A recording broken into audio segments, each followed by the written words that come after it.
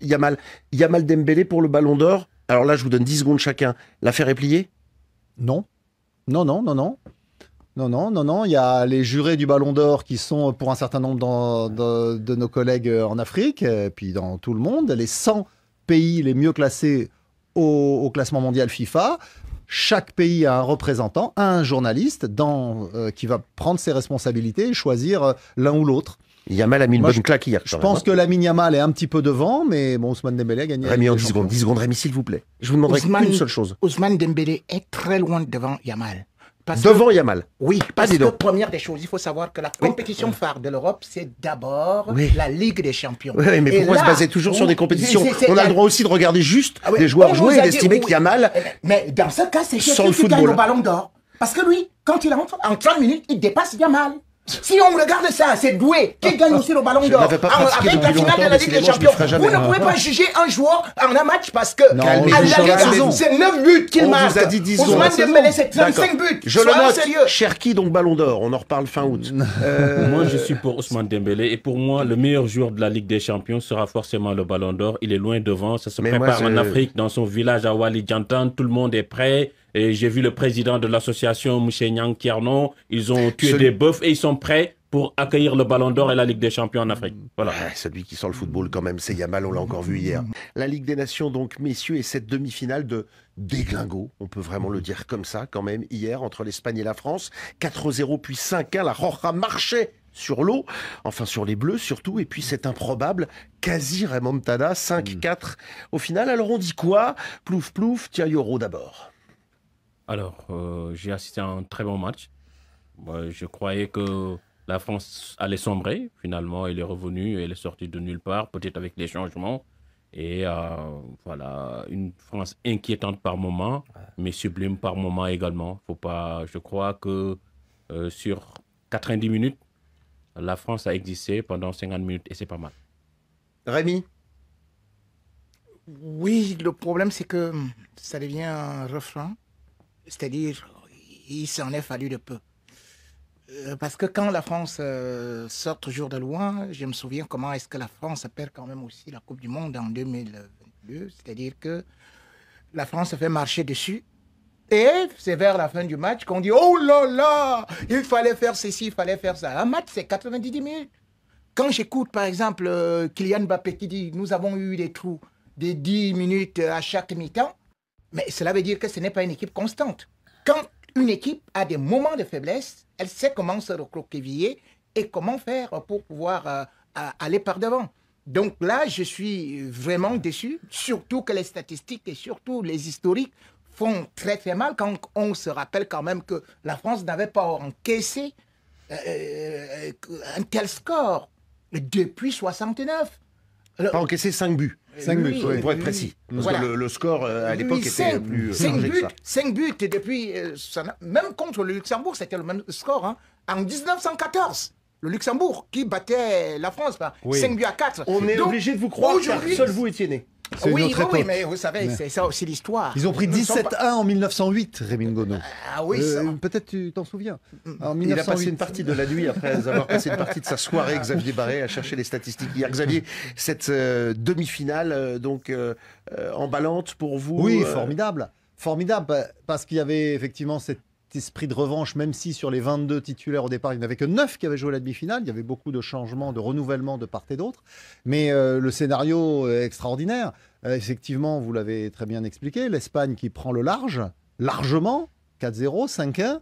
Et puis tout d'un coup, la rentrée de Ryan Cherki et cette quasi-remontada des Bleus.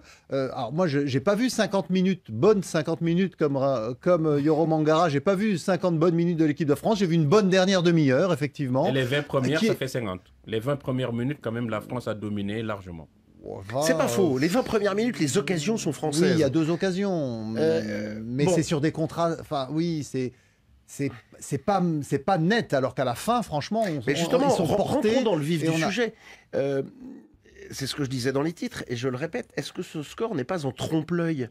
L'équipe de France s'est fait marcher dessus. Quand on entend Didier Deschamps, on reviendra sur le cas Deschamps, dire on a été supérieur dans le jeu, à la fin on se demande si on a vu tout à fait le même match. Après, les statistiques sont là. Ils ont eu la possession contre l'Espagne. Ils ont eu les occasions. Ils ont eu les occasions, plus de tirs cadrés, mais en face, il y avait un Unai Simon qui a été extraordinaire. Donc, effectivement, de ce point de vue-là, Didier Deschamps a raison. Mais c'est pas forcément l'impression. Dans le jeu, c'est vrai pas forcément l'impression qu'on dégageait maintenant. Pour avoir suivi le match en direct hier soir sur l'antenne des RFI avec Sofiane Amazian et Antoine Grenier, à la mi-temps, on se disait il n'y a pas 2 buts d'écart. Donc, à la fin du match, il y a effectivement un but d'avance pour l'Espagne parce qu'ils avaient creusé leur avance. Mais on a quand même un énorme trou d'air ou alors l'Espagne qui marche sur les Bleus pendant une bonne partie, on va dire la deuxième partie de la première mi-temps et toute la première partie de la deuxième. C'est normal, le double pivot, c'était la première fois qu'ils jouent ensemble entre Koné et Rabiot. L'axe central, pareil, ils ne se connaissaient pas. C'était une défense expérimentale. Kaloulou n'a jamais joué avec les Bleus un match aussi important. Donc moi, je crois que sur l'ensemble du match, les Bleus n'ont pas failli. Ils ont certes par moment été en dedans, mais dans le match, si Dembélé il frappe pas le poteau, ça fait 5 buts partout, sans compter les arrêts d'Unai Simon. Avec Messi, on peut, oui. On mettrait Paris en bouteille. Exactement. Non, mais c'est vrai. Pour une fois, c'est moi qui ai un petit proverbe, Rémi, excusez-moi. Mais il n'est pas de moi, bien sûr. Rémi, votre avis sur... Alors, le débat, c'est simple. Le score est-il un trompe-l'œil? Est-ce que l'Espagne était si supérieure aux Bleus ou est-ce que finalement, comme le soutient Euro, il n'y avait pas tant d'écart que cela? Je trouve que c'est trop facile de dire que nous avions des absents au niveau de l'équipe de France. Il faut savoir que Carvajal n'était pas là aussi dans l'équipe d'Espagne. Hein. Le Ballon d'Or, Rodri, il n'est pas là. Même il y a beaucoup de joueurs qui manquent, qui n'ont même pas d'avant-centre. Même si Oyarzabal se retrouve dans cette position au Olmo, il ne joue pas avec l'avant-centre. Donc on ne peut pas dire que c'est l'équipe de France qui avait beaucoup de blessés. C'est plutôt l'Espagne qui avait beaucoup de blessés. Donc pour moi, je trouve quand même que lorsqu'on a... à la Real Sociedad, et puis vous ne pouvez pas. C'est-à-dire que quand je vois l'équipe de France, on commence avec 4 offensifs. Je me dis quand même qu'il y aura beaucoup de buts. Mais il faut savoir que le premier but de l'équipe de France est sur penalty. Ça reste son but. Voilà. Oui. Il y a eu les occasions. Non, mais Rémi, il y a eu les occasions. Oui, il y a eu des occasions, mais c'est l'inefficacité. Parce que si tu le dis, c'est vrai. Par exemple, je prends un grand buteur comme Kylian Mbappé. Est-ce que vous vous rendez compte que la dernière fois en 10 matchs, c'était contre le Luxembourg qu'il a marqué un but dans le jeu? Est-ce que vous vous rendez compte qu'avec les équipes de Didier Deschamps, justement, Griezmann est allé en retraite sans plus jamais marquer après son but contre l'Allemagne en 2023. Donc, à une certaine période, on dit toujours « Oh, on aurait pu marquer, on aurait pu faire ceci, on aurait pu... » Non, il y a un proverbe africain qui dit « Quand on vit d'espérance, on meurt de faim. » Est-ce que cette équipe de France va mourir de faim dans l'année qui vient? Alors, on a plusieurs choses à aborder. On a évoqué la défense. Catastrophique hier. On peut dire que le jeune Kaloulou, justement, est trop jeune, manque d'expérience. En même temps, le lancer, il est au Paris Saint-Germain, on le sait. Mais Kaloulou à la Juventus. Oui, pardon, à la Juventus, pardon. Je confonds. Il est à la Juventus. Il a, a priori, l'expérience de club. Comment on appelle ça?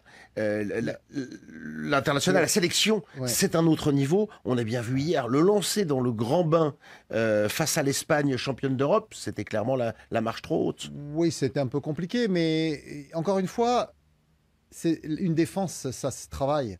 Et il n'y avait qu'un seul joueur dans cette défense qui avait joué la demi-finale de l'Euro, c'est Théo Hernandez. La charnière, Konaté, il n'était pas titulaire. Clément Langlais, ça fait 3 ans qu'on ne l'avait pas vu en équipe de France, ou 4 même. Il n'est pas sûr qu'on le revoie, le défenseur de l'Atlético Madrid. Il a peut-être fait son jubilé hier. À l'évidence, il y avait beaucoup d'insuffisances dans cette défense. Mais même Mbappé, même les autres intervenants n'ont pas voulu accabler leurs défenseurs. Et le meilleur exemple, c'est que, bon, effectivement, il y a quelques changements, mais la fin du match, c'est l'attaque qui vient faire la différence. Après les changements survenus à l'heure de jeu, c'est Cherki, c'est Barcola. On va en parler de l'attaque, voilà. mais donc la défense, elle est défensive, voire milieu de terrain hier. Une défense expérimentale qui n'a pas été bonne. On a un milieu de terrain évidemment. qui était porté vers l'avant et qui n'a pas assez regardé derrière. Oui, et qui mais n'a pas on peut pas en même temps. assez. On peut pas en même temps critiquer Deschamps quand il fait un milieu de bétonneur à 3 et quand heureusement, il reconduit une équipe avec 4 attaquants ou 4 offensifs, comme il l'avait fait lors du match retour contre la Croatie, qui avait permis de rattraper le retard concédé à l'aller. Donc on a une équipe de France on a un Deschamps qui est habituellement plutôt prudent, qui met plutôt 3 milieux récupérateurs, relanceurs. Et là, il choisit de mettre 4 offensifs. Et moi, personnellement, je m'en réjouis. Ça fait quand même un moment qu'on a une défense dans l'équipe de France, que ce soit Kaloulou, le Turinois, l'Anglais, le Madrilène, ceux qui sont titulaires, Saliba notamment, ou Upamecano, n'ont pas fait une grande saison. Et on les a un peu... En équipe de France, pas vraiment. Ouais. Ça fait plusieurs fois qu'on se plaint de cette défense chez les Bleus, qu'on la trouve pas aussi performante qu'elle le fut. C'est vrai il n'y a plus Varane qui était le pilier de cette sélection pendant plus de 10 ans. Et Lucas Hernandez qui était un pilier aussi et qui est resté 2 saisons sans jouer depuis 1 an et demi. Il ne joue pas au Paris Saint-Germain. Et je crois que Pavard, pas très performant lorsqu'il a été sélectionné ces derniers temps non plus. Parce qu'il a été longtemps absent. Là, il était sur le banc. Chez les vice-champions d'Europe quand même. Il était sur le banc. Après, Deschamps a fait des choix, effectivement, qui prêtent à discussion, qu'il a d'ailleurs corrigé en faisant ses remplacements en deuxième période, en faisant rentrer notamment Lucas Hernandez à la place de Clément Lenglet et en changeant aussi le latéral droit. Donc il a vu que ça fonctionnait pas, mais on sait que dans ce genre de situation, il gère un groupe. Il gère une sélection, il ne veut pas accabler un joueur en le punissant, en le sortant dès la mi-temps. Donc il a attendu le début de deuxième période, enfin l'heure de jeu pour faire ses changements. Un petit mot sur cette défense bleue, Rémi. Il faut savoir que la défense commence par l'attaque. Si déjà l'attaque ne sait pas faire le pressing, il y a un problème. Mais maintenant, on a un souci. Et on l'a dit, les milieux de terrain n'étaient pas à la hauteur non plus. Les milieux de terrain, Rabiot connaît. Non, Rabiot, c'est-à-dire que Rabiot, c'est comme... C'est-à-dire l'équipe de France est devenue comme une entreprise pour Didier Deschamps. Il faut absolument un joueur de Marseille.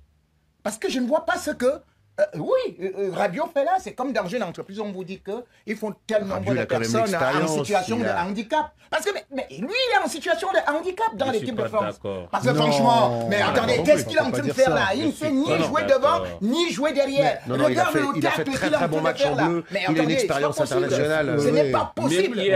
Quand vous regardez les autres milieux de terrain d'une équipe de football, vous comprenez pourquoi est-ce que la France ne tient pas. Parce que le vrai problème, parce que vous parlez de la défense, tout de suite là, je vais vous dire, pourquoi est-ce que Konaté est bon à Liverpool? Pourquoi est-ce que Saliba est infranchissable à Arsenal est moins bon en équipe de France, comme je disais tout à l'heure. C'est indiscutable, ça. Justement, le milieu de terrain de l'équipe de France est fait de quelques forgerons qui, malheureusement, ne savent pas faire ce qu'on appelle les transitions entre la défense et l'attaque et qui, parfois, dès qu'ils sont débordés, commettent beaucoup de fautes. La démonstration de Rémi Ngono est incomplète. Parce que quand on parle d'une charnière centrale, on parle de 2 joueurs. Donc il faut qu'il y ait un complément, il faut qu'ils aient les habitudes pour travailler ensemble. Bien sûr, des automatismes. Et là, à l'évidence, des automatismes, il n'y en avait pas. Qui plus est, ici 2 exemples, Konaté et Saliba, qui, selon les terminologies de l'époque, sont plutôt des stoppeurs que des libéraux. Celui qui joue dans ce registre de libéraux de couverture, c'est Upamecano, qui était blessé et qui est effectivement irremplaçable, à mon avis, dans cette équipe de France. Après, vous mettez Saliba, vous mettez Konaté, c'est à peu près du même niveau. Il faudrait voir si Wesley Fofana va revenir, parce que lui, c'est plutôt un relanceur, il a beaucoup de talent. Pavard, c'est plutôt un stopper. Donc, en fait, la clé de voûte de cette défense, je le disais tout à l'heure, c'était Varane, parce qu'il avait un sens du jeu et de la relance exceptionnel. Donc, c'est lui qui était stopper. Et là, tu fais jouer 2 stoppers, c'est plus compliqué. C'est pour ça qu'il a pris l'anglais. C'est pour ça qu'il a pris l'anglais. Mais l'anglais on va essayer d'être pas trop technico-tactique en même temps. Et on va passer le problème du milieu de terrain hier. Il a joué en 4-2-3-1. Tu as un double pivot. Quand tu as un double pivot et un numéro 10, le joueur du Bayern, plus les 3 de devant, si Mbappé ne fait pas les efforts, ils sont tout le temps en infériorité numérique au milieu de terrain, et c'est normal. Après, cela ne veut pas dire que les milieux de terrain n'ont pas travaillé. Ils ont travaillé. Faire des efforts, ça colle pas. Hier, Mbappé, il a beaucoup décroché. Ouais. Et d'ailleurs, il n'était pas en position d'avant-centre quand il y avait les centres. Oui, mais pourtant, c'est une question que l'on peut se poser. C'est des problèmes de réglage. C'est des problèmes de réglage. Des problèmes de réglage avec des gens qui sont avec le même sélectionneur depuis 13 ans. Mais Olivier, qui jouent ensemble depuis longtemps. Changé de poste. On se retrouve devant quand même avec une attaque sur le papier de feu. Vous avez Dembélé, dont on dit qu'il pourrait avoir le Ballon d'Or, qui est champion d'Europe. Vous avez Désiré Doué, en ballon 8 jours plus tôt, en finale de... Voilà, on a Mbappé devant. Combien de séances d'entraînement ensemble Olysée derrière. Combien de séances d'entraînement ensemble ils ont dans ces nouveaux postes? Parce que Mbappé, de déchets et de manque de réalisme, parce que c'est de cela dont on parle. S'il y avait eu un but, effectivement, les 20 premières minutes, elles sont dominées par les Bleus. Les occasions sont là. L'occasion la plus dangereuse, c'est Hernandez qui frappe, un défenseur, sur l'arrêt de la transversale. Tout le reste, alors j'ai entendu, moi, souvent dire le gardien espagnol formidable, mais toutes les frappes étaient sur lui. Toutes les frappes étaient sur lui. Vous me direz, au moins, elles sont cadrées. Oui, mais là, il y a aussi l'occasion de Mbappé. D'habitude, il frappe, là, il centre. Et finalement, Unai Simon anticipe le centre. Bon. Donc, il y a des occasions, mais il y a des problèmes de réglage. Je reviens à ce que je disais tout à l'heure. Et Didier Deschamps le dit tout le temps dans ses conférences de presse. Il dit, voilà, j'ai eu mes joueurs à partir de lundi. Il espérait avoir... Mais non, la plupart des joueurs ont arrêté leur saison le 15 mai. Oui, donc, il avait 15 joueurs avec La Fontaine. Et le Real Madrid de Rémi Ngono a retenu Mbappé et l'a empêché de venir s'entraîner avec les Bleus. Ils l'ont lâché que lundi. Donc, ils ont eu lundi, mardi, mercredi, mais ça, et jeudi, ils étaient au match. Ils ont eu 3 séances. 3 séances pour préparer. Bah non, Désiré Doué, il n'est pas là depuis longtemps. Ils ne sont pas là depuis longtemps. Mais Doué et Dembélé, ça joue ensemble. Je vais te dire... Et Mbappé était avec Dembélé depuis fort longtemps. Et ça, je te dis que Didier Deschamps est là depuis 13 ans. Donc, moi, je vais faire juste un bilan. Je constate que Didier Deschamps, pour 10 compétitions, il a remporté 2. C'est un taux très faible. Je constate que vous êtes avec Didier Deschamps. Un taux très faible. Allons-y. 20% de victoire. Non. Quel sélectionneur à 20% de victoire? Champion du monde, vice-champion d'Europe. On y va. Olivier prend. La Ligue des Nations. Olivier prend. Oui, c'est moi. On y va, Olivier. Enchanté, C'est-à-dire que Jacquet, c'est... bien évidemment aussi un champion du monde. Mais on voit que son pourcentage de succès, c'est 67%. Love, je me rends compte que c'est 68%. L'autre, je me rends compte que tous les champions du monde sont au-delà de 65%. Mais Didier Deschamps est à peine à 60% avec tout ce grenier de joueurs, parce que tu dis qu'il est là comme s'il venait d'être nommé sélectionneur. Il est là depuis fort longtemps. J'ai pas dit ça. J'ai dit son bilan, quand il se retrouve avec des joueurs, que le bilan soit négatif. les joueurs qui sont très performants. Non, attendez, quand vous voyez Doué jouer ailleurs, quand vous voyez Dembélé jouer ailleurs, quand vous voyez Mbappé marquer des buts, quand vous voyez tel exceller, et finalement, chez Didier Deschamps, ils deviennent des médiocres. Moi, j'ai dit, tous les poissons, qu'ils soient bons ou mauvais, dans la même marmite, ça donne le même bouillon. D'accord. Ouais, mais en tout cas, dans ses filets, il a déjà ramené une Coupe du Monde, une Ligue des Nations, une finale d'Euro, et une finale de Monde. Le pêcheur Deschamps, il a quand même le sens. Il a quand même le sens de la bonne pêche.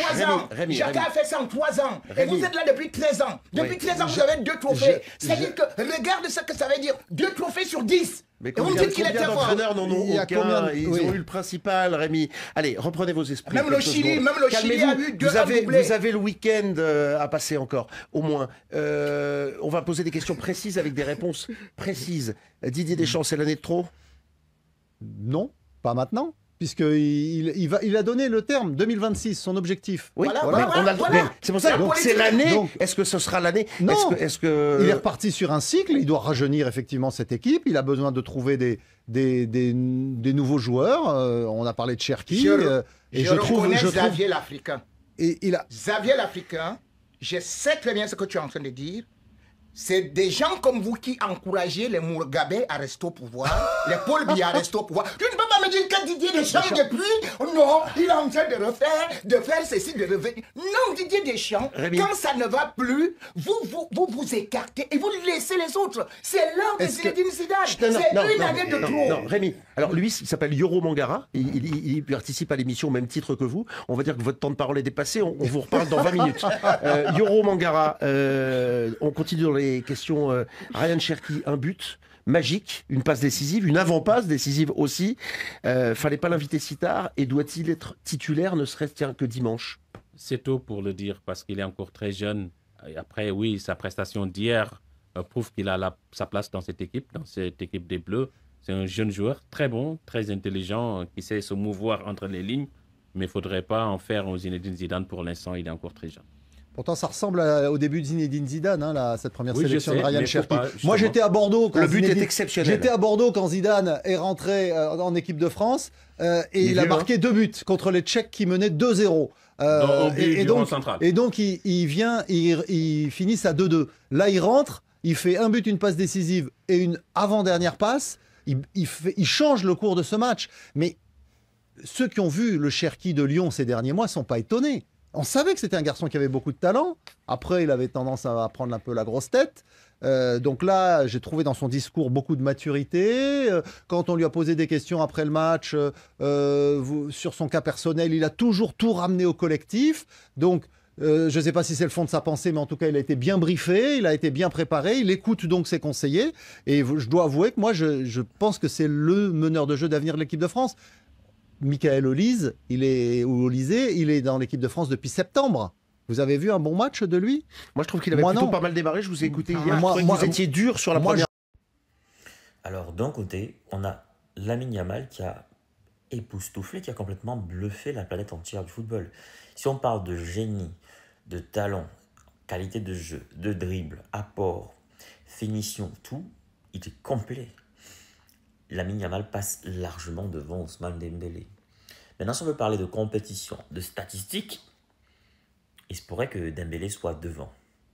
Mais non, ce sont les journalistes qui vont voter. Est-ce qu'ils vont rester sur les statistiques? Parce que les journalistes aiment bien les statistiques, les chiffres, les faits. Oui. Est-ce qu'ils vont rester uniquement sur ça? C'est-à-dire meilleur buteur, meilleur pour la Ligue des Champions, ce genre de choses. Si les journalistes restent sur ces détails-là, forcément, le ballon d'or sera Ousmane Dembélé. Mais si les journalistes se basent également sur le charisme du joueur, sur son apport, son impact, le spectacle, le bonheur qu'il donne aux gens de le regarder quand il joue, en plus de ces statistiques aussi qui ne sont pas des statistiques minables, qui sont de très belles statistiques, encore, cette démonstration de force, est-ce que ce match à distance, ce duel à distance pour le ballon d'or ne s'est pas joué lors du match Espagne-France? Parce qu'il y avait encore un débat, plein de gens étaient dans l'euphorie après la victoire. En Ligue des Champions, on disait non, Dembélé a été trop fort, Dembélé a fait un truc de ouf. Donnez-lui le ballon d'or. Il est plus fort que Yamal, mais il y a eu dans la confrontation d'hier, vous avez vu, Yamal, quelle classe, 2 buts, passes décisives, provoquer des occasions, récital, il a humilié les joueurs, il a tout fait. Franchement, si vous êtes journaliste, vous devez choisir donc le meilleur. Après avoir vu ce match entre la France et l'Espagne, soyons honnêtes, vous voterez pour Yamal quand même. Vous voterez logiquement pour Yamal. Alors, le débat est lancé dans les chaumières. Qui de Lamine Yamal ou d'Ousmane Dembélé sera élu Ballon d'Or en août prochain? Il faut rappeler déjà que la cérémonie du Ballon d'Or, c'est la cérémonie de France Football organisée par le média français puissant France Football pour élire le meilleur joueur du monde. À l'époque, c'est un événement qui récompensait que des footballeurs européens. C'est pour ça que ça s'appelle en fait le Ballon d'Or européen normalement, France Football, qui est devenu le titre qui représente le meilleur joueur du monde. C'est un titre qui concurrence directement le joueur des best FIFA, organisé par la FIFA qui s'appelait avant le joueur FIFA. À une époque, FIFA et France Football ont passé une convention pour décerner ensemble le Ballon d'Or.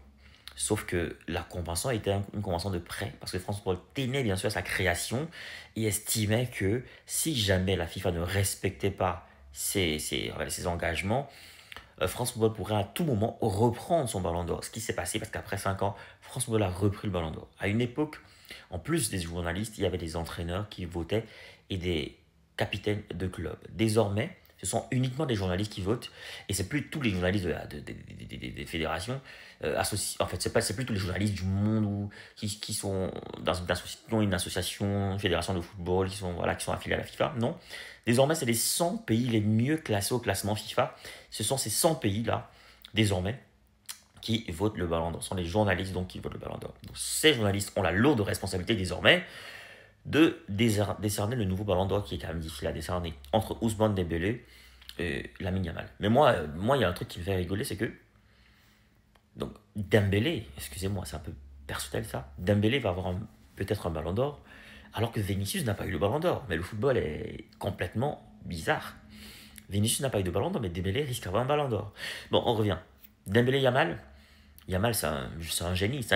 Vous voulez créer du contenu qui captive, qui informe. Vous voulez partager votre expérience, votre expertise avec le monde. Vous voulez gagner de l'argent avec ce que vous aimez. Alors, ma formation, elle est pour vous. Cette formation, elle est taillée sur mesure pour vous. Dans cette formation, vous allez apprendre à vous lancer dans la création de contenu, à choisir le bon format, le bon support. Dans ma formation, on apprend à trouver sa niche, on apprend à trouver sa valeur ajoutée, sa proposition unique, sa cible idéale. On apprend plein de choses dans cette formation. Dans ma formation, on apprend à trouver son rythme, on apprend à planifier son contenu, à optimiser son temps tout en restant motivé. C'est une formation accessible à tous, que vous soyez expérimenté, débutant, voilà, que vous vouliez créer du contenu audio, vidéo, écrit ou multimédia. Cette formation, elle est pour vous. Vous devez absolument l'apprendre. Alors cette formation est flexible, vous pouvez la suivre à votre rythme, selon vos disponibilités, vos besoins, vos envies, et elle ne coûte pas cher. 150 € pour tous les résidents en Occident et 75 000 francs pour tous ceux qui résident en Afrique. 75 000 francs CFA seulement. Alors qu'est-ce que tu attends? Souscris rapidement à cette formation parce que les places sont limitées à 50 places maximum et il y aura des formations chaque mois. Chaque formation dure 2 semaines minimum et 1 mois pour ceux qui ont du mal. Il y aura 2 semaines en plus de rémédiation pour essayer d'aider les autres. Alors appelle ce numéro rapidement et surtout écris à cet email pour souscrire à cette formation.